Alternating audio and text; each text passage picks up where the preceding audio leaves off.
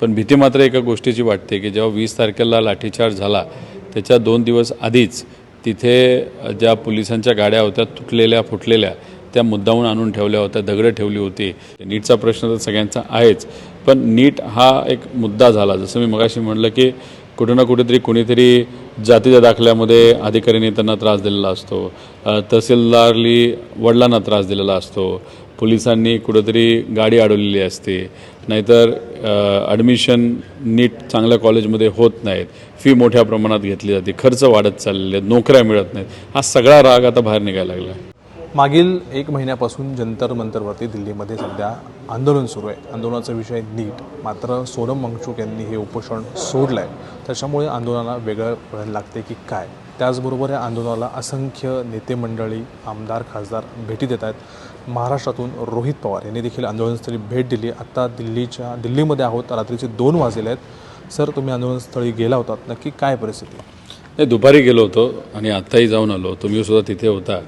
तिथं जाऊन लोकांशी जेव्हा चर्चा केली, बोललो, तेव्हा एक अंदाज आला की लोक सिस्टमच्या विरोधात लढत आहेत। ज्या पद्धतीने पेपर फुटले, ठीक आहे, निमित्त हे पेपर फुटीचं असलं तरी लोकांना दैनंदिन जीवनामध्ये अनेक अडचणी सोसाव्या लागतात आणि त्या सिस्टमच्या विरोधात आहेत। त्यामुळे लोक, आणि खास करून 20 तारखेला जेव्हा सामान्य मुलामुलींवर लाठीचार्ज सरकारने केला, जसं का काय ब्रिटिशचं सरकार आहे अशा पद्धतीने तिथं लाठीचार्ज झाला आणि मग तिथं कुठेतरी युवांवर अन्याय होतो हे बघून अख्खा देश एकत्रित आला आणि मग इथं तर लोक आलेच, पण त्या राज्यात, त्या जिल्ह्यात, त्या तालुक्यातसुद्धा आंदोलन मोठ्या प्रमाणात होताना आपण सगळेजण बघू शकतो।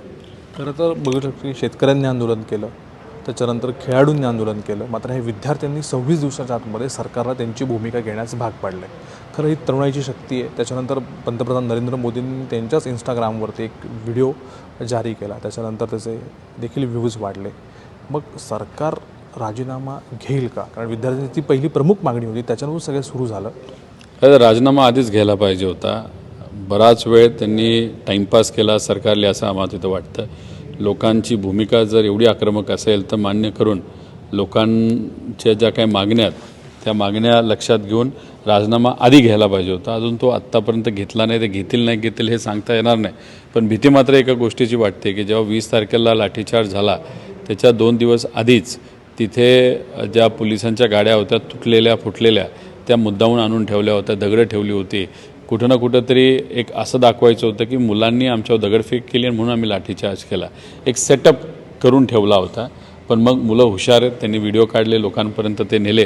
तर मला भीती अशी वाटते जी लोकांशी बोलल्यानंतर त्यांनीसुद्धा ती व्यक्त केली की काही दिवसातच अशी एखादी घटना परत एकदा घडू शकते आणि कुठंतरी मुलांवर खापर फोडलं जाऊ शकतं।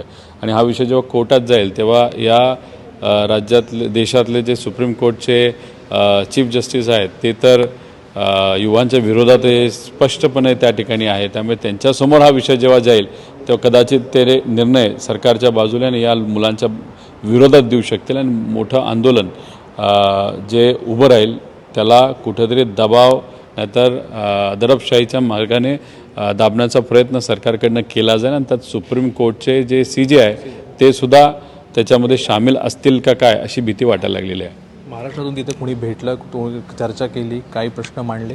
बरेच लोक तिथं भेटले होते आणि सपोर्ट करण्यासाठी तिथे आले होते। नीटचा प्रश्न तर सगळ्यांचा आहेच, पण नीट हा एक मुद्दा झाला। जसं मी मगाशी म्हटलं की कुठे ना कुठेतरी कोणीतरी जातीच्या दाखल्यामध्ये अधिकाऱ्यांनी त्यांना त्रास दिलेला असतो, तहसीलदारली वडिलांना त्रास दिलेला असतो, पोलिसांनी कुठेतरी गाडी अडवलेली असते, नाहीतर ॲडमिशन नीट चांगल्या कॉलेजमध्ये होत नाहीत, फी मोठ्या प्रमाणात घेतली जाते, खर्च वाढत चाललेले आहेत, नोकऱ्या मिळत नाहीत। हा सगळा राग आता बाहेर निघायला लागला।